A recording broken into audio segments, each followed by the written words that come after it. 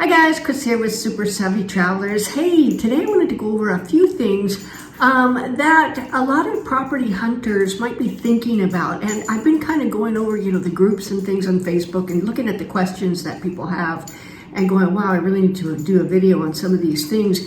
And I thought, let's do a video on what is really a red flag in a property purchase. Like this is when you're going and you're looking at a property and you're thinking of buying it, but you see something and you go, hey, is that a red flag or is that something that's no big deal? So we have the things that are a red flag, things that are no big deal generally, and things that you can do something about. So bear in mind, I'm not an architect, I'm not a geometer, I'm not an engineer. I just have seen a few things and I've toured a lot with Antonello, who's a magnificent architect, and he's given me a lot of information and data that I'm going to share with you now. So the first thing, of course, is water intrusion or humidity. Now we are in southern Italy and we are on the coast, so humidity is a thing. You cannot get away from it. And there's rain here and it's very lush, it's very tropical.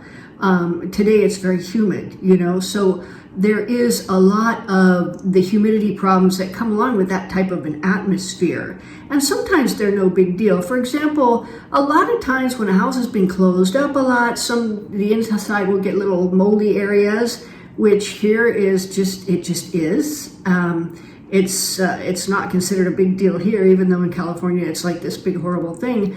However, it tends to happen. I mean, we are in a very humid environment and it does happen. So if you come into a place like a house that's been closed for a very long time, usually you won't see this in the newer houses. You'll see it in the older houses that have been abandoned for 10, 15 years. And you'll see like a little almost spiderwebby stuff on the walls and that kind of thing. And generally that stuff is just sort of humidity that's come in and whatever that's grown on the walls as a result of the humidity in the air. And that's not a big deal. Please always check with your architect on this. But I would worry if you saw intrusion. Now, intrusion around the windows, not a big deal. You can replace windows. You can seal them up pretty good. Sometimes it's coming in from the outside, which means you can seal the outside of the building with elastomeric paint and that kind of thing to make sure that the intrusion doesn't come in. It's a bigger deal if it's coming from the roof, and that's something that you really need to have looked at by an architect or a geometer. Now, I wanted to share a little roof story with you because things happen in our house in Scalea, our rental that we have. There was some water intrusion coming in, and I was like, oh, what is that? And I hired this guy to give me an estimate. And his estimate was, it's going to be 1,200 euros to open up the roof to see what the problem is, and probably more when we find out what the problem is. So I'm going, it seems to me you shouldn't have to open up the roof to see the problem. So I hired another guy, and Pete got the drone out, and he and the guy stood together and they droned the roof. And the guy went, oh, it's flashing around the chimney. You need some more flashing around the chimney and it needs to be sealed up. That's what's happening. 300 euros later, we were done and it hasn't leaked since. So that's something very, very important. Be on the lookout when you get your estimates. Make sure they make sense. Why would you have to open up a roof to see what's wrong with it? If you're a contractor, you should be able to look and see, at least have an idea. So that was kind of a red flag. A whole roof repair, yeah, that's a big deal. Something like a loose roof tile or some water coming in under a roof tile, not as much of a big deal. But whenever you have roof stuff, anything leaking around a roof or a terrace or a balcony or whatever, I would always have that looked at by an engineer or a geometer or an architect. Now, another thing that you want to look at it with regard to humidity. I've seen houses that have been built right up next to the rock or right up next to the rock or right up next to a hill, like touching it. And those are a problem because the humidity is going to come in. Even in the historic center, those houses tend to be damp on the inside because the humidity wicks in through the walls. It's always a problem. You can keep replastering and repainting, but it's always going to be a problem. Generally, what's done in those situations is you can have somebody come in and build a false wall in front of the wall that's actually touching the hill or the rock or whatever, and the false wall is enough space to keep it from getting the humidity from getting into the house. And that is an option, but it's a cost, it's dirty and messy, it's going to diminish your usable space because it's another wall there with a little space in between. Now, one of the houses that we're dealing with up in Santa Domenica Tilao is fantastic because it does back up to a hill, but the builders were really smart. They left a space. They put a retaining wall, and then they put the house so that there's a space in between, and you never have to worry about humidity wicking in from the hills or the stones into the house. So that's another thing to keep an eye on. When you see humidity and you know the house is up against rock or land, you can pretty much count on the fact that you're going to need to do some remediation. Now, foundation issues, of course, to me, they're always a problem. If I see a crumbling corner down around the foundation, I want that looked at by an architect. And in fact, I think if there's any foundation issues, you should have it looked at by an architect. Some of them may be easy to fix and relatively cheap. Some might be a big deal. And in fact, some of the ruins that we've seen, especially in the old towns, are pretty far gone. The walls have cracks that go all the way through. And what they do is they make a little sandwich. They put wire mesh on the outside and wire mesh on the inside, and they attach it with rebar, and then they fill it all with cement so that the wall's good and solid after that. But that is a good amount of money happening because you're going to have to do scaffoldings if it's up high. It's a lot of work, and you don't get the pretty factor out of it. So if you're going to buy a place that has lesions like that, make sure you get it for really cheap because you're going to have to put some money into it. Any kind of pooling water, that should be a bit of a red flag, and definitely something you want to check with your architect about. Where's the water coming from? How much of a fix is it? We had this little apartment down below Casa Cristina, and water kept coming, and I'm like, what the heck? And we found out it was a broken water main in the town, right in the street, and it was the Comune's job to fix it. So they fixed it, and we got it all set, and that apartment is getting done now.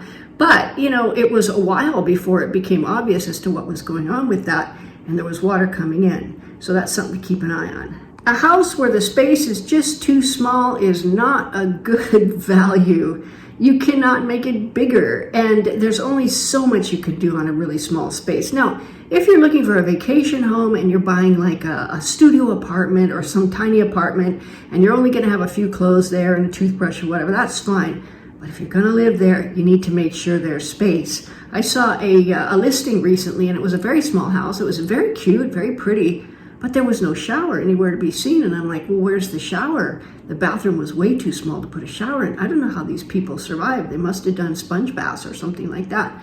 But in any case, make sure that you have enough space. You can do a lot with spaces that are small, but if they're too small, it's going to be difficult. Another thing is a bad location. You cannot fix a bad location, and definitely go places during the winter months as well. There's a beautiful town here. I won't say the name because I don't want to get pounded on by the people who live there. But it's beautiful in summer, just stunning, gorgeous. And but in wintertime, it's between two mountains. So right around 4 or 5 o'clock, it's dark and it's cold. And to me, it's just not something that I would be able to live with. Some people can live with that stuff. They like it and it's fine, but just know that that's going to be the situation.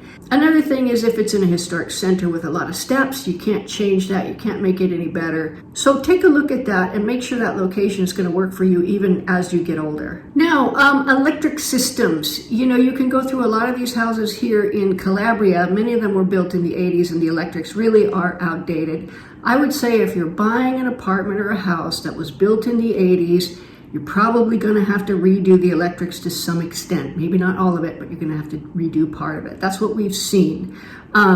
It's not that big a deal here because it's not that expensive, but do put money aside for that if you're going to buy a place here and it hasn't been updated in the last 20 years. Now, things like dated bathrooms, old tile, that kind of thing, not a big deal at all. Those are things you could easily take out and switch out and get fixed. New stucco and stuff on the wall is pretty easy. Your heating and air conditioning can be a big deal if you want radiators. That's going to be a bit of a job because they have to run the piping and everything else throughout the house, and there's a little more stuccoing that has to go on and plastering and that kind of thing. Makes a huge mess, But if that's what you want, you should get it. But just know it's going to be more costly than putting in, say, AC and heat splits. Lighting fixtures, not a big deal. In fact, a lot of times people take them with them when they move. Understand, kitchens are furniture. Lighting fixtures are fixtures, but they sometimes go away when the people move because sometimes they put a lot of money into these fixtures. It's different than in the States. A fixture in the States is fixed and it stays with the house. Kitchens, lighting fixtures, all of that stuff stays with the house, but not so in Italy. Make sure you understand exactly what's coming with the house so that you're not disappointed when you walk in and everything's bare. Plumbing, okay, in these older houses, depending on the situation, depending on the house, sometimes you have to replace some of the plumbing, sometimes you have to replace all of it. Be aware and have somebody look at it to make sure. You'll be able to tell by, for example, in one of our older houses that we were going to renovate, there was a leaky pipe and it was leaking from the bathroom. And you could tell because you go down underneath into the cantina there and you could look up and see that it's very wet. So that needed to be replaced. So understand that plumbing might need to be replaced, but generally we haven't had to replace all of it, maybe just a pipe here and there and that kind of thing. And if you're doing a full renovation, I would have them just replace the plumbing anyway, or anything that looks like it might go in the near future, and make sure you have everything all new, plumbing and electrics and everything else, so that you don't have to worry about it in the future. Once they've got walls open and things like that, you may as well just go for it. Now let's talk about hidden value, because you walk into a house and you go, oh my God, that view, I must have this house, I must have this house. Well, that's great, but definitely be aware that certain things are going to cost you. A lot of the windows that we see are old. They're wood and they're single pane glass. And I'm telling you, I know from experience in wintertime, they're miserable. It's like not even having a window. They rattle and the wind comes in and it's freezing inside the house. So make sure that you know that when you purchase a house. Look at the windows, look at the shutters. Shutters can be very expensive to have put in. Make sure the windows and the shutters are relatively new, or that you are paying a price commensurate with old windows, balcony doors, front doors, interior doors, and all those things. Make sure you're not paying the same price that you would for a house that has newer windows and newer shutters that don't need to be replaced. In addition, some other hidden value things are things like obviously heat and air conditioning. Here in southern Italy, in Calabria, and in Puglia we saw, heating is not a given. I mean, people had a fireplace and that was the heat for the house. So air conditioning and heat splits, radiators, that kind of thing, look for those, because if they're not there, it's going to cost you to put them in. Another hidden value is awnings. Awnings can be a little costly to put in. And as I said previously, if a kitchen comes with the unit and it's a good kitchen, that will save you a few bucks as well. A good kitchen here can cost you anywhere from, say, 2,000 euros to 20,000 euros, depending on the size and depending on what you're getting. In our last house that we renovated, that beautiful one, the 400-year-old house that we renovated to an absolute stunning product, that kitchen was about 13,000 euros. But we had like the nice appliances and everything put in. We had a pull-out pantry. We had all the bells and whistles there. And really, a kitchen for 13,000 euros that has all the bells and whistles, that's pretty cheap. But in any case, kitchens do cost. They are furniture. Just assume you're going to have to put a new one in when you take possession of the house. And if the kitchen comes with the house, make sure you like it. If you don't like it, make sure they take it out. And that brings up another thing. A lot of times people go, oh, it comes with the furnishings. And you're like, but I hate the furnishings. Make sure that you arrange with everybody in advance that they have to get rid of the stuff that's in there, because it costs to dump stuff. It can cost quite a lot, actually. So if you're getting a house that comes with the furniture, or comes with the this, or comes with the that, you can actually go through and go, well, I'd like to keep this, this, this, and this, but everything else goes. And a lot of times they will do that, but it's their job to dump all the stuff that you don't want, because like I said, it costs and it's a hassle to get rid of somebody else's stuff. So anyway, I hope that helps you guys. Really lean on your architect, lean on your geometra or your engineer whenever you have a doubt. But this will give you an idea when you're looking through houses and seeing things, what you might want to just dismiss out of hand. Sometimes you walk in and you're like, okay, no, this one's not even an option. And I hope this helps you pare down your search so that you can find your dream home. See you soon, guys.